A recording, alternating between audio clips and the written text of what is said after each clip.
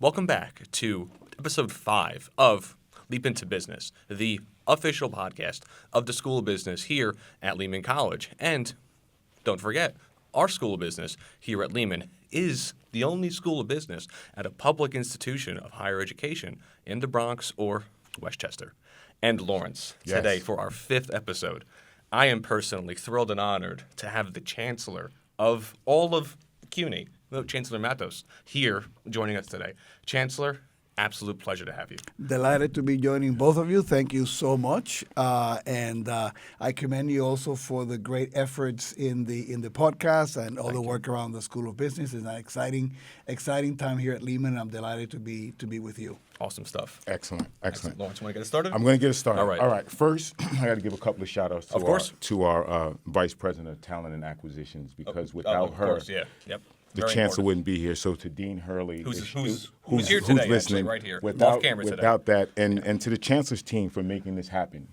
It took not too long, and you're here. The dean only twisted my arm And that's so gently in that profoundly convincing way Wait. that she has about doing things. But I'm so happy that she's at the helm of the school, Yeah, and we are too.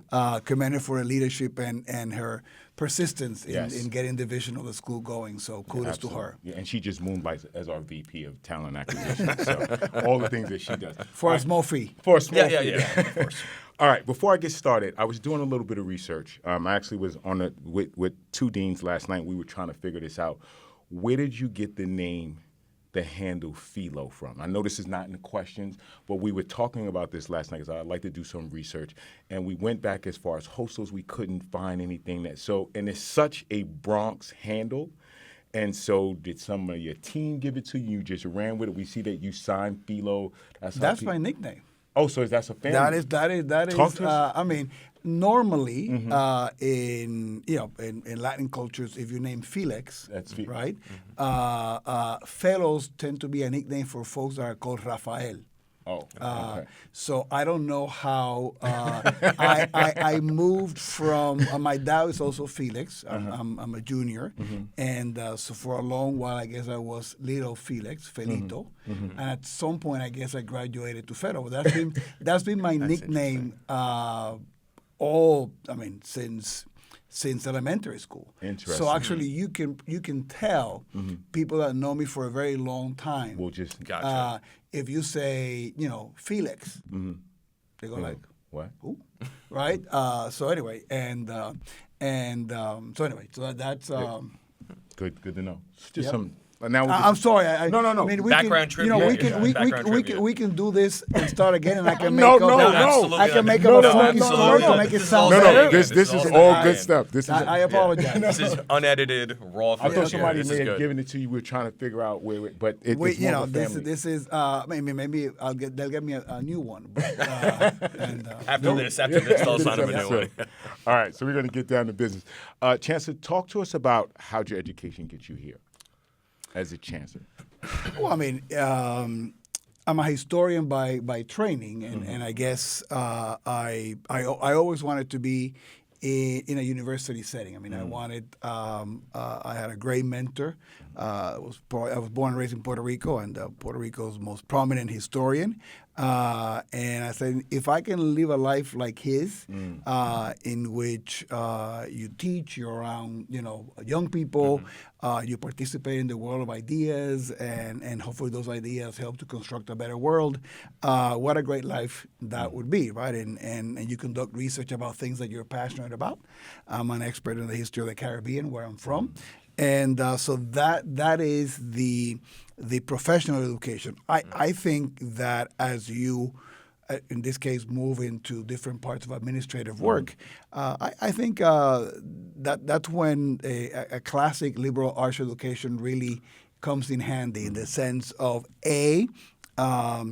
knowing what you know and what you don't know, and what kinds of tools and team members and collaborators you need to be able to round off the things in which you don't have expertise, and to know what the right questions to ask are about different things. So I think that is, being an academic and being the leader of a university comes in handy. And in this case, I feel particularly proud of the fact that, I started at CUNY as a faculty member. Right. I mean, a lot of administrators come to their roles, after a search. I mean, nothing wrong with that, but I'm very proud that, You've seen faculty every member, level. Yeah. and then was able to, which I think is important in guiding a system. I was able to be an administrator at a community college. I was able to be an administrator at Ostos first here in the Bronx, and then going to Queens College. So I think that actually gives me a breath in terms of what the system is all about. Right. That hopefully is useful in the work that I do. Right. Yeah. And, having that background in history and having that classical liberal arts mindset is really interesting, I think, Lawrence, right? Because there is so much conversation right now going on in higher education, obviously, on how that model is being challenged, right? That a classic liberal arts education doesn't, quote unquote, pay off. And so I'm sure you have those conversations. So how do you try to counter that? Well, I mean, I think that that's in line with some of the things you're trying to do here in the business school. I think what we don't do is to translate for the students, for their parents, and then for employers, what those liberal arts skills really mean, right? And we don't, and I think we need to be more intentional in providing students with examples so when they go out there and they interview or they engage with potential employers, they can talk about some of the things that they have learned, maybe in classes that are not directly connected with that field. And I'll give you one example. You go to any employer. I mean, if you've been interviewing them in the podcast and you've been working with them closely in the business school, they're going to be talking about folks that need to be able to work in teams. Yep. Right? Yep. I mean, obviously now there's a lot of people, even in teams remote and all that, but that is, you do that in a lot of courses. Yes. Right? We need to be, I think, better at letting students know that when you're doing this in my class, Transferable. this translates and use it as an example. I mean, we also need to provide the students, and I hope we can talk about that, about, more applied learning opportunities and things of that nature. There are works out there that require a bit more of a technical expertise that you do need to have. But I think that, writing. Writing is a skill that can be translated into any line of work. So I think that that's what we need to do a much better job into not just assuming that the employer is going to know what this education provides. I mean, we need to be better at being very intentional of making those connections to the students. Right, who don't know it, organically, and to the employers. Yeah. Gotcha. Absolutely. And so to add to that, Chancellor, as a person who oversees a massive system, 25 campuses, almost 250,000 students, and faculty, which I know isn't always easy. How is that on an everyday basis? Just like an average day, obviously 2 days is probably more enjoyable, I would hope, but on an average day. Well, I mean, I'll tell you a couple of things. One is an exciting part of this role is that not 2 days are similar. Right. So in that sense, there's a lot of excitement as an intellectually curious person. Also, my preparation for those days, bringing different skill sets. A day like today, I'm talking to you, so I need to be knowledgeable about the plans for the business school, things at Lehman, things at the Bronx, things that you could ask me about. So it's a great opportunity to catch up on that, on that arena. Our next meeting is with the General Consul of Mexico, right? So I'm sure that we're going to be talking about the Mexican Studies Institute here at Lehman, and probably about study abroad and things of that nature. And then a couple of other meetings and events. So every day is different. That makes for very, very exciting day. Last night we were in a forum at the Ford Foundation with Billie Jean King and Claire Tsai, the owner of Barclays, and the Women About Equity in women's sports. Wow. So again, so that makes for a lot of excitement. One thing that I'll tell you, and I feel incredibly blessed to have this role as chancellor, but one of the things that is difficult, I miss being on a campus like you have no idea. I miss that energy that all of you get from being on the campus, walking around, meeting with the students, meeting with the faculty, seeing the events. All our campuses are anchor institutions in the community. Lehman in the Bronx, a huge one. That is one part that I tell you I miss. The last thing I said about that is I try to be very intentional as I plan for my week. Right, is to make sure that there are a number of things that keep advancing the key items in our strategic plan. Right? Because it is very easy in this kind of a role to let the emergencies of the day, which are plenty, right? The vastness of the system. I mean, there's requests to, I'm sure you're going to get like, oh, but you did that podcast at Lehman. How come you have not come to? Oh, you're going to get that. Oh, I'm going to get You're going to get that. So you need to balance that out too. I can handle that for you, Chancellor. Thank you. But that is another thing that you need to. But I tried, on the weekend, I try to plan for the week ahead and try to be very intentional to make sure that some of the key strategic things that we're trying to advance that my work reflects that. Right. I think really go ahead, Sean, quick, Lawrence. That summary right there about handling the emergencies, handling the operational details, but always keeping that sort of bigger picture in mind. That's also great for any student listening here, right? Has to manage their own careers also. Absolutely. I want to talk about Lisa Soren. She told me to tell you hello. She was on our podcast recently. She's a great leader here in the Bronx, and I'm delighted that you had her in the show. She was excellent. We know you were the former president of Hostos. That's right. I am going to bet that you had a better time at Hostos than at Queens. You do not have to make a comment on that. You do not have to say, but I feel like I'm delighted to be here at Lehman with you. You today. Thank you. That's a polished answer right there, Lawrence. Yes. So, talk to me about, because we have 70% of our students are transfer students. I know. And a lot of places they come from is Hostos and Bronx Community College for a couple of reasons. One is a straight line from the 4 train. So it's actually putting a couple more stops into your day. The 3 bus runs up University. So there's all these reasons why this is a great institution to come to, makes it convenient. When we were getting a business school, right, and I know this has been in the making for the last decade, talk to me about your thought process of being at Hostos and saying this is going to be an asset because Lehman is the only senior college in the Bronx. Sean talked about the public college in the Bronx. Talk to me about what you think our role should be in this area. Well, thank you for that question. I mean, I think one of the greatest assets that Lehman has is, in some ways, the fact that it's the only CUNY 4-year school in the borough. Right? In that sense, I mean, some of our other campuses in the other boroughs, you have to navigate friendly competition. You don't want you don't want to avoid duplication. I mean, clearly the boroughs are big enough, right, to be able to house a number of institutions. But I've always thought that Lehman had that advantage because, in that sense, the terrain is theirs, right? The collaboration with the 2 community colleges, Hostos and Bronx Community, is organic. Yes. Right. You also could play in Lower Westchester in ways that other CUNY campuses cannot, right? And I think that the business school has been very savvy in having that trying to capitalize on that space. So I think that in that sense, and people forget, if the Bronx was a city, it'd be what, the 10th largest city in the U.S. I mean, I forget. I mean, I haven't looked at that since my days at Hostos. But so plenty of local room to grow, and then clearly the synergy from the metro region, which you do. So I think that the organizers of the school have been very smart in sort of branding that and being very intentional in that discourse.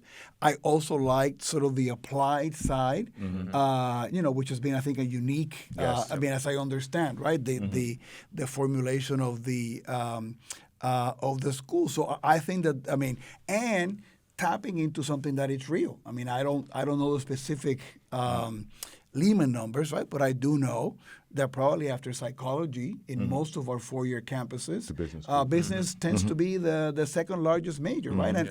Or business-related items. Yeah, sure. Not surprising, probably, in a population like the one that we serve, that maybe not exactly sure what getting a business degree means, right? But the idea that you need to sort of make money and help your family and do that. So I think that I applaud the move at Lehman to do that, because I think that in many campuses, right, that move tends to be done as a prestige building element, right? And nothing wrong with building prestige, right? And I'm sure that's part of the equation here at Lehman, right? That everybody needs to have X. Their little thing. What I have really liked about the way Lehman has gone about doing this is that you can have that, but they've been so intentional in tying it to the identity of the school, the potential of the region that they serve, Absolutely. And getting some differentiators, which I think are very, very important. So, I mean, we'll see how that journey goes, right? I know the beginning, but when I saw the I said, this is brilliant. Yeah. No, and to your point, I mean, we're the small business borough in the Bronx. Yep. 80% of our businesses are 10 employees or less. At the top of our agenda at the business school is community and industry, because we know the roles that we play in the community, and we know that we have to create these pipelines in industry. So, and I'm really happy that you're doing that, because that is more challenging, and in the sense that it is tougher to find the common points in terms of training, education, for businesses that are so unique. yes. Like a small business, Yeah. right? It's and I know that you've been involved with CUNY TX, the 2X, and Tech, and I mean that provides a larger cookie cutter approach to do things at scale. But we forget that most of the jobs come from those small businesses, right? So we need to find a way to be able to serve those. And I think, I mean, another opportunity, I know it's part of the agenda in the school here, is in the Bronx. I mean, last time I looked at the numbers, the nonprofit sector was the second or third largest employer. I mean, there's a lot of different kinds of nonprofits, right? The hospitals are kind of nonprofit, and some of the community serving. But that kind of connecting to your immediate community without saying that you don't play in the larger New York metro region, right? Exactly. I think it's going to be a recipe for success. Yeah, I agree. I agree. And so, adding on to that, right? Because it's always important. It's always important to have a strong home base. Yep. Right? But obviously, CUNY and here at Lehman, Lawrence and I had a great opportunity last summer to be part of a effort with the Jobs Council. Yep. So could you add some context around those efforts, both at the higher level and at any individual campuses that you can, on how those efforts are going? Well, so I tell you, one of the things that was very important to me becoming chancellor, right, is really, if you look at the CUNY success model in terms of being an agent of social mobility, and those you have Harvard and Stanford trained economists who validate that. So it's not just the chancellor saying what you would expect the chancellor to say from our great alumni. There's been two pillars to that, right?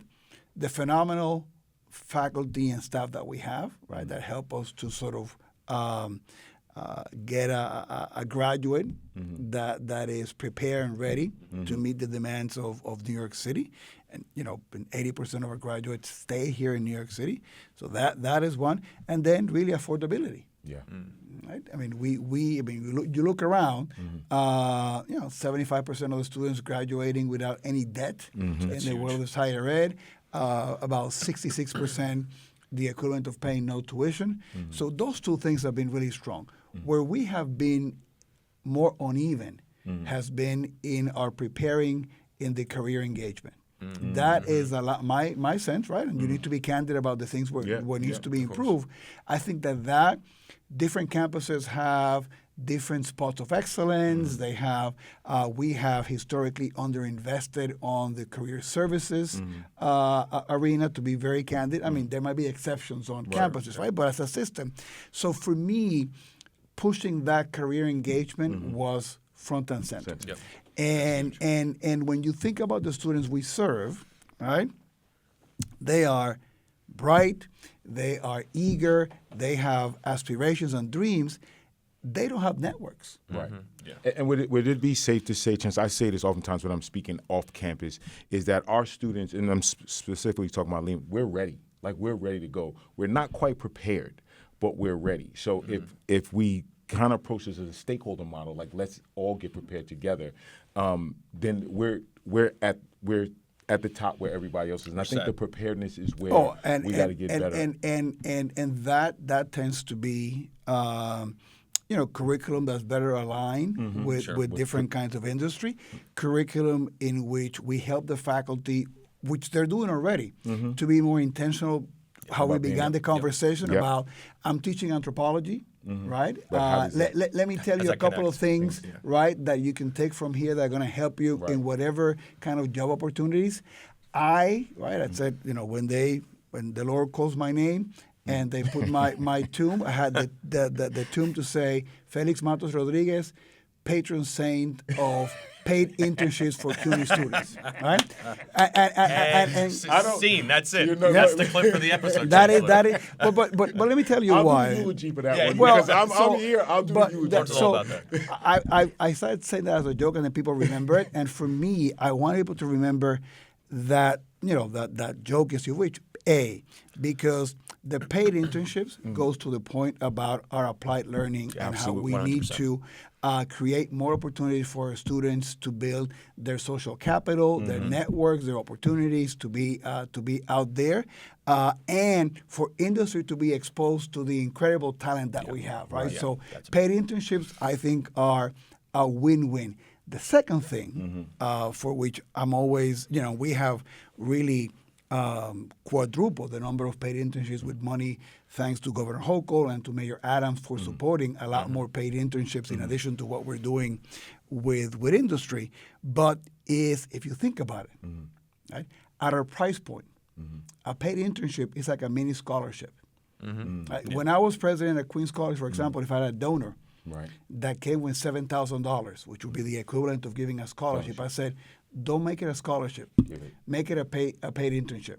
At the end of the day, right, for the student, if the student is on financial aid, then they pay. So that becomes the money for transportation, for food insecurity, for the obstacles we know that sometimes derail them.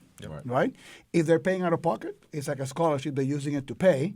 But it has the ROI of the work experience at the networks. Right? So I've been very, very big on paid internships, apprenticeships, and you've seen, right? We invested in the central office, the Office of Career and Partnerships, and the CUNY Inclusive Economy with the support of Mayor Adams. So we want to be able to improve at the campus level all the work that is done across career engagement writ large. And let's stay on that a little bit. Let's talk about technology and how technology is just moving at such a fast pace. And you watch maybe smaller, nimble institutions we talked about, like Stanford, they can move much quicker than us. How, in your thought process, when you watch this happen, when other small schools can move quicker, and you're in charge of 25 campuses, how have you looked at technology? How do we stay in that cutting edge? How do we? And I know that's a challenge, and I just, even if there's the approach, because I think it's a huge thing. Well, when you say technology, like AI is coming in. Students need to kind of level up a little bit. We have to level up too. Yeah, that's what I mean. Well, AI is huge on a number of fronts, right? Because AI. On the AI front, and these are some of the things that we're thinking about, there's AI for us as an employer. Right? Yes. How do we leverage AI to deliver a better experience for our students? How do we leverage AI so that our staff can be more productive, right, and have better tools at their disposal to do the kind of quality job they want to do? So there's a bucket that is us as an employer in which we need to think about additional training, the guardrails that come around AI. That's one bucket.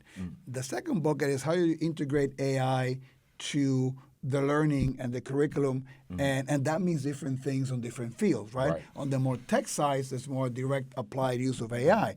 But AI is going to impact the way all of us do our work, right? So how do you train, how do you have somebody who's going to do what I was hoping to do, which was to teach history at the college level, to use AI effectively as a teacher, teaching history, and in my research as a scholar. So there's another bandwidth there that we need to explore. If the other element we've been thinking about AI is we want to make sure that the students we serve don't fall behind. Right? Yeah. And we know that in a lot of the technology innovation at times, that innovation follows resources and money, right? So we need to make sure that the AI revolution, as it evolves, right, doesn't leave behind the kind of students that we serve and the communities that we serve. So I see that on the AI as all those challenges. We've done some I think important steps. The Siemens Foundation gave us the second largest grant. That's more on the research side to build our capacity to be part of the Empire AI Consortia, which we think is very important for our faculty and our researchers to be part of that larger conversation. So I'm very excited about that on the research side. And we've had, our provost has been, Wendy Hensel, very thoughtful in thinking about what that means in terms of the faculty. But we have a long road to go. And I think one of the challenges in this space, and you might have, I'd love to hear your thoughts on it too, is that this is going to be a little bit of an uncomfortable learning curve, meaning that we're going to have to move ahead and make policies. We're going to have to move ahead and make decisions. Not exactly sure how the movie ends, because this keeps changing and evolving, and we're going to have some level of comfort that we went in this path and things evolve differently, and we need to adjust. And that's where, to your point, larger institutions it just takes a lot more muscle memory to do that, but we must. I oftentimes people will say, CUNY moves like an ocean liner, right? It's a little bit slower. But then you go to the campuses, and then you see how much more nimble they are. They move more like speedboats. How, in this conversation that we're talking about technology, do you feel like there may be a decentral look at it where, okay, Lehman, you take it in this direction? Have like this concept of where we want to go, but you use the resources you have, and because I'm always interested in how you manage this thing that's massive, but then the smaller campuses are doing what fits their needs. And then how do we report that back to you and say, Chancellor, this is the kind of success that we're having? So, you're talking about sort of the classic, right, and going to business sort of tension between a central entity and the individual units. Right. And I think that here, you have to trust that nimbleness, that sense of differentiation, that sense of identity that each one of our campuses has. That's part of the larger CUNY brand, but it makes every one of our campuses unique and specific, and you need to nurture that, and you need to allow that to flourish. So I and having been in 3 campuses, right, I embrace that. So that's one. The flip side of that is that our scale allows us to engage in some opportunities and contracts that might not be available to the small, nimble unit. So from where I sit, I want to do 3 things. I want to be supportive of what the campuses are doing as they go and explore and they find innovative ways. their own opportunities to be able to do this, right? If we're smart, we're going to learn from that to be able to hopefully scale that up system-wide if it makes sense, right? So that's one bucket. The second bucket is, what are the things in which a big AI-related company wants to be able to say that I have, 250,000 students, 40,000 employees, 200,000 continuing. That's volume, that's right? And that is dollars and market, right? So how do we leverage that at the system where you can get that scale to benefit everybody and lower the cost for the individual campuses, and be on the forefront? then the other thing, which I think is the trickier part, and a number of things, is that for New Yorkers, we're a system. Right? So we need to find ways in which we're differentiated, but there's some common elements in which everybody can participate. And you right? mean New Yorkers as a city. As a city, As a right? city. So when we're on a campus, we only think, I was at Queens. That's fair enough, yeah. We talk about Queens, right? At Lehman, you think about what needs to happen at Lehman. But you have transfer students coming from other parts of the system. So we cannot have things that are too different Right. that somebody... we have a lot of transfer. We have a lot of mobility within campuses too. So that is a part where it becomes trickier to balance the nimbleness with the system, right? Yeah. And that makes the work exciting. Yeah, absolutely. But again, I think that what you cannot do is stifle the innovation on the campuses because of these other things that I mentioned. Right. Yeah. And this whole AI conversation, Chancellor, is very interesting to me. I'm a big tech guy, just personally. But also, our podcast is not AI based. We're all actually here today. We're all here today. Correct, yes. Don't worry, everybody. This is all real life. Yep. But also that, because overall AI is going to automate tasks, processes, and change how everyone does work, which I think really highlights, going back to your first point, how it's important for students, faculty, staff, everybody at CUNY, in the boroughs at large, to have that plan in mind, right? To be able to navigate, because AI, there's all kinds of bumps and hills and dips and everything else, but how that's going to generally change things, I think highlights that earlier point from you. Well, and I think the comment that I made to my two sons, not that they listen, but it is that that AI will be helpful. Because I think there's a lot of concern and some of the algorithms, some of the bad things that can be done with AI. Everybody has concern, but I say, two kids, one is into music production. Think about the things that AI is going to allow you to do, to be able to do your craft better, to do a better job of the things that you're passionate and you love. Right. The other one is thinking about engineering. Similarly, right? So I think that we need to make our students feel comfortable in that environment, be smart, right? In terms of thinking about, guardrails and things of that nature. Right. But clearly, this is here to stay. Nobody quite knows exactly how, but I think we need to embrace it rather than to sort of be like, hide from it. This is a bad idea. This is it's going to take all our jobs. It's some things will change and disappear, but then others will be generated as a result of the work. Yeah. And so to pivot, our conversation. Obviously, you've had a diverse career, right? And all career paths have good days and they have bad days, right? And so now, as Chancellor, right, are there any moments that really have sort of branded themselves in your brain, both good or bad, that help you navigate, that help you deal with current challenges and also opportunities now? I think that in some ways, I feel very fortunate to have been exposed to different institutions within the CUNY system. I think that gives me, let me give an example that is personal, right? I'm president at Queens.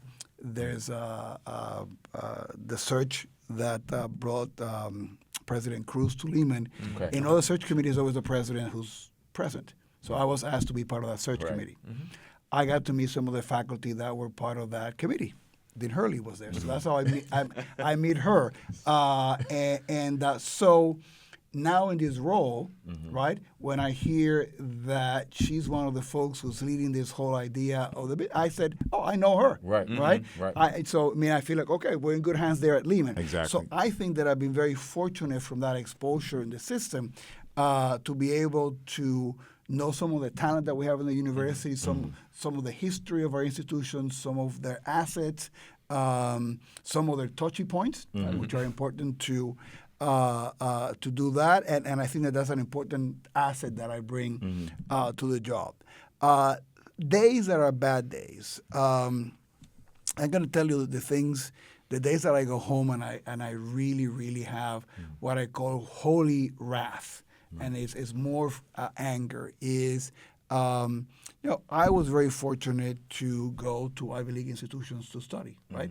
Actually, in a way, that was possible because the public university in Puerto Rico allowed my dad, who was, a kid of modest means, to become an engineer and gave me opportunities he didn't have. So when I come to CUNY, I want to be part of that story. When I came to be a faculty member, I wanted to be part of an institution that made what happened to my dad and what I was able to benefit from that opportunity that was open to him in a public university in Puerto Rico. I wanted to be part of that story. I know what universities that have tons of resources for the students can provide, right?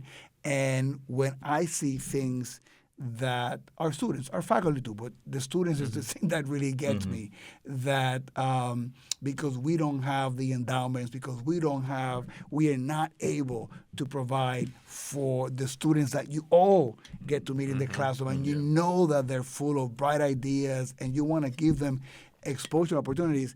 Those are some of the days that I get really, really angry at the injustice of the resources that we don't have to provide more opportunity to our students and to our faculty. So I don't tend to dwell on those things too much, right? Because I don't think that it generates the kind of energy that you need to be able to do this. But I will tell you that I go home at times and I said, why are they giving that extra money to that place that it's already when we know how much difference that could make in a place like Lehman or Ostos? Yeah, I was actually in a conference in California because we have the Blackstone Launchpad, and we did a Thank you for your work in that arena. Absolutely, and we were in California. And I was sitting next to somebody from UPenn, and we were talking, and he was like, "Yo, I got to raise more money," and I was like, "You got to raise more money?" He's like, "Yeah, we got to keep raising money." I said, "You're UPenn, right?" He's like, "Yeah." I was like, and I pulled out my phone and started doing their endowment on my phone, and I go, "You guys got like 32?" And he said, "It doesn't matter. We got to just keep. We got to keep this thing going and going and going." And so, it just gave me pause to say, like, we got to keep working and working and working because if they're going to do that, and we've been. On that front too. I think. And going back, I didn't want to leave your question about the CEO Jobs Council because we went in a different direction, and I'm very proud of that of that partnership, right? Because it's going back to, I think, employers in New York are more and more recognizing the great talent that CUNY has, the assets that our students bring, even though at times they might not be. Have all the elements of readiness that others might have because of exposure, but they understand New York, they understand the cultures and the diversity that New York brings. Absolutely. If you want to bring diversity to your business, the only way to do that is through CUNY, right? Because this is where the diverse talent is in New York. So I think employers are recognizing that more, and I think it's showing. We've had the 3 largest gifts in the history of the university in the last year and a half, right? One going to Hunter for Lauder, the Simons gift, and then the Cohen gift to LaGuardia Community College, which is the largest gift in the history of the country to a community college. So I hope that good energy continues, right? And here at Lehman, also, gotten some gifts too. We got a couple of coins. So this is more to come. Working. It's interesting because we had President Delgado on the podcast, and we were teasing him about like he's the CEO of Lehman, and he was like, okay. That was the first and last episode almost there for a minute. He said, running a public education is a little bit different from being I am sure he was extremely comfortable when you make that comparison, knowing Fernando, but it's okay. I'm sure he handled it with his usual grace and good humor and insight, which is one of his many skills. And then we had the provost, who's a good friend of yours. We had the provost on the podcast, and he talked about a little bit. He kind of inspired Sean and I to say, look, when you walk in these rooms and you're talking to industry, you bring me with you. Right. And I feel like you feel the same way. It's like when you go into these rooms, let people know that it's just not you alone. You got a whole army of that. So we definitely applaud that. I typically ask this question. I talk about 3 metaphorical bones in business, right? And so there's your backbone, which is your decision making and your analytic skills. There is your wishbone, which is your luck and serendipity. And then there's your funny bone, which is your sense of humor. I know you use all 3 of them. Tell me which business bone you feel most comfortable with and why. Well, but I guess if I can play with your metaphor, Yeah, play with it. Any animal depends on all those bones to be able to be a complete entity, right? So I mean, if I look at that, I think it's a wonderful way to look at things. I mean, backbone. I'm really fortunate to come from the family that I came. I think if I able to have as good a job with my 2 boys as my mom and my dad did with the 3 of us, it'd be a blessed life. I mean, the skills, the value set. I mean, there's not a day that goes that I don't think about. My dad passed away a couple of years ago. My mom, luckily, still with us. How would they approach this question, right? In making this decision, I mean, the things that I do impact the lives of many people. I don't take that lightly. I mean, that is a big responsibility, right? And we're dealing with some of the things, the pandemic, some of the things, budget cuts, things that impact. So I always have those guiding principles that come from my family, and I think that's part of my backbone in doing things. The wishbone. I'm not going to do it because that'll be the end of your podcast. But if folks are familiar with former salsa, Celia Cruz, you know, the high school, right? I'm buried here at Woodland, too. Celia has a song called, in Spanish, La Dicha Mía, My Good Fortune. And it's really her musical history. And all she says is, I started in Cuba playing with the Sonora Matancera, and then my whole life has been a series of Tito Puente and all the different things that I have been able to do. I play that song every day. because that's the way you feel. Because I feel that way as someone, became a faculty member, came to Hunter, directed a research center, gets a chance to be a president at Ostos.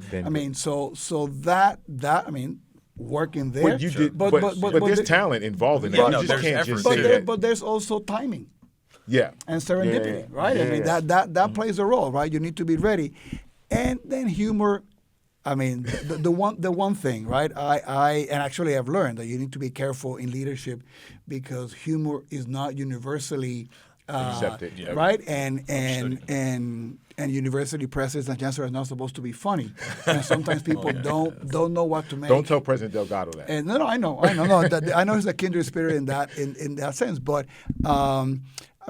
one thing for me, and again, it goes back to my parents and the backbone, if you wish, is don't let the job get to your head, right? You see a lot of, I think, the worst mistakes, the worst behavior when people start believing that they're above other folks, that the praise that you get is totally genuine. Right? I'm being candid. So I think that a good sense of not taking yourself too seriously, at least for me, is something that I think hopefully keeps me grounded, and also allows me to deal with the parts of the job that might be heavier. Hard. Absolutely.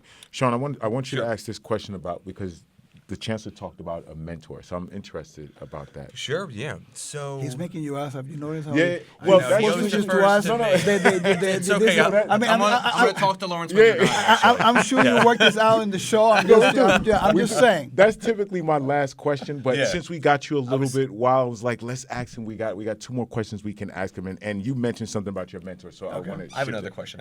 So go ahead. Do that. To you about earlier. Yeah. Right. So in terms of mentor or any influential figure, is there any one person or one idea that has continued to sort of drive you? And building on that, if you had one piece of advice to give to any of the 225,000 students here at CUNY, what is that one piece?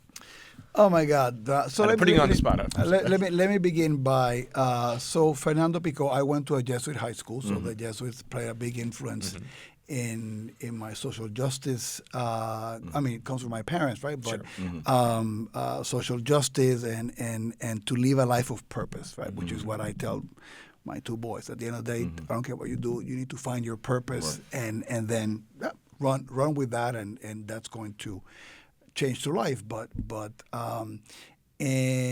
So I met there a Jesuit priest who happened to be probably Puerto Rico's most prolific historian, Fernando Pico. Okay. And he was a great researcher, a great faculty member, a great mentor. He also, for years, by himself, ran a program teaching inmates in a maximum security prison history, and that later became formalized, a program. But while the bureaucracy caught up with life, he was doing it on an individual basis, right? Yep. And actually, he got to go to Michigan for a year, and I replaced him for a year. And it was a great experience for another podcast. We can chat about that. But so I said, oh my God, if I can have a life in which I'm having the impact he has. Is he giving you lessons too, Chancellor? He passed away. I'm saying when you were with him in that time, were you getting these lessons? Was it did you know it was indirectly? Indirect. It was all indirect. I mean, he will say, for example, he was the nerdiest. There was a cartoon in my time, probably doesn't around, called Baby Huey, big, bumbling, right? And he said, I am the least likely person to connect with these young people in prison. I'm as unhip as they could be. As can be. But somebody needs to be supporting these kids. Right. And it's me. So there was a sense there about sometimes being placed and you feeling that you're not the right messenger, the right person, but life puts you there for a reason, right? I mean, obviously he comes from a perspective of faith, so that made it easy. But also the most rigorous scholar, the most generous teacher. One of his lessons was, he says, every day, wake up. I mean, this is when you're on the faculty side, and write either for a set amount of time. Say, I'm going to write for 20 minutes, or I'm going to do 3 pages, something that is set, and do that, because that breaks writer's blocks. But I think what he was saying is that also makes any large task manageable. No, that's by interesting. breaking it down 100%. to. Right. So as I think about dealing with a large system, I think about some of those lessons. How do I keep some of the things small, right? So you keep making progress towards the larger goal. But I think that there's another message there about discipline. And discipline means different things to different people. There's not one, but I do think something that I will tell my students is that a combination of passion and discipline. If you put those two things in front of decision making, you're probably going to be doing, you're going to be doing fine. Right. Okay. Right. I love it. Well said. Now, Lawrence, I think we get to one last question. Yeah, I do. I want to do this one though. Really, I know we got a couple minutes. Okay. Chancellor, what's your North Star?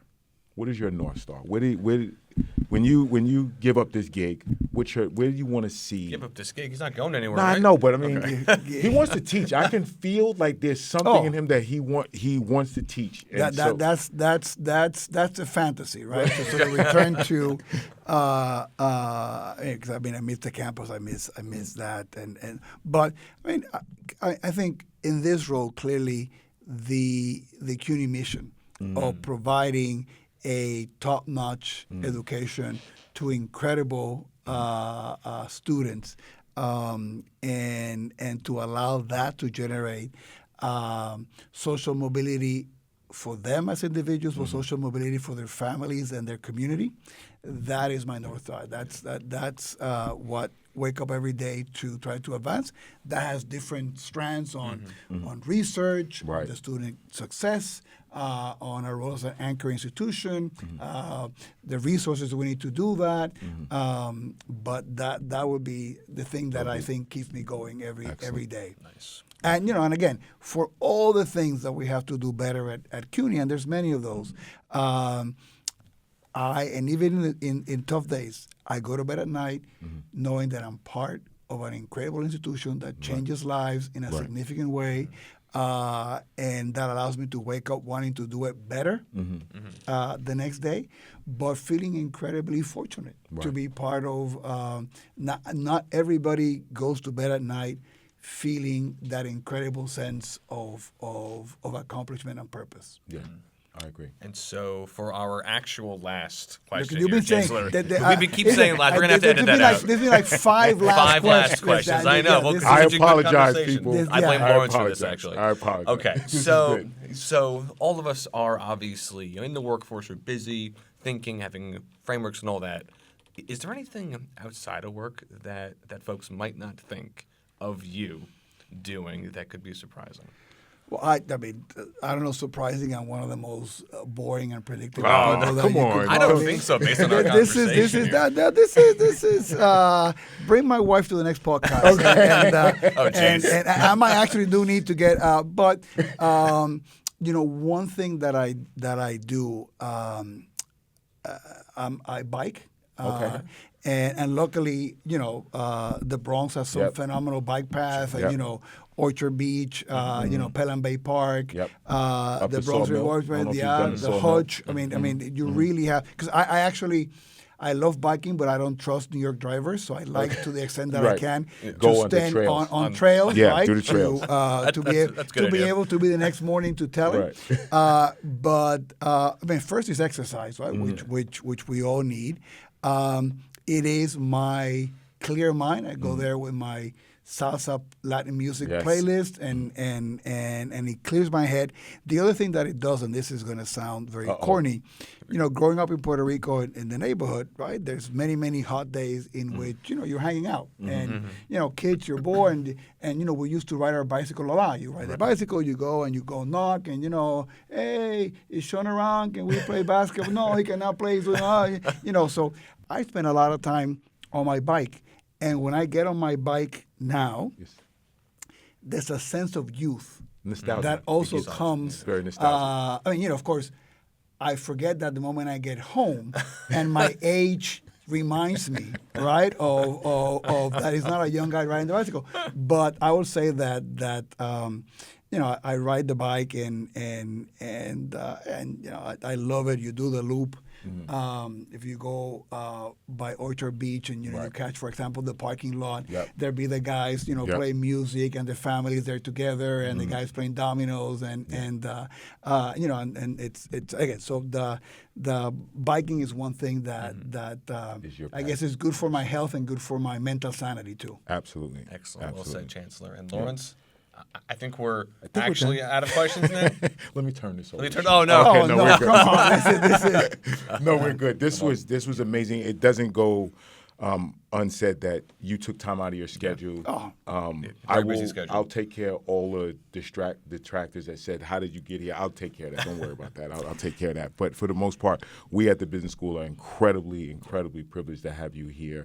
I was telling you the story when we walked here. I don't know that Dean takes a lot of pictures of what we do on a day-to-day basis. and I see them on LinkedIn. all the time. Yeah, All the time. this is. And I told Yep. her, we were talking, and I told her, I said, Dean, we're 2 years old, and this is what you do when you take pictures of your 2-year-old baby. You just take tons of pictures. Yep. When they turn 15 or 16, maybe that gets different when they're teenagers. Yeah. But right now, we're just going to. So you'll be on LinkedIn soon, I'm sure. I'll be 100%. I'll be honored, and thanks to Harry for the invite, and I've always been a big fan of Lehman, of the work here, and I think you have it on tape. I think that what you've been able to organize around the business school is extremely solid and on a really phenomenal path. I think you're very fortunate also to have very supportive leadership. I know that President Delgado clearly has been since the beginning. I think your new provost is clearly in that line, given his background. So I'm sure that I know that he's incredibly excited and supportive. And in that role. So and again, I mean, all our campuses are really phenomenal. Phenomenal. But like I said, Lehman by being our 4-year school in the Bronx has a unique history and ethos and culture that I love. But I think also has always been having that incredible convening potential.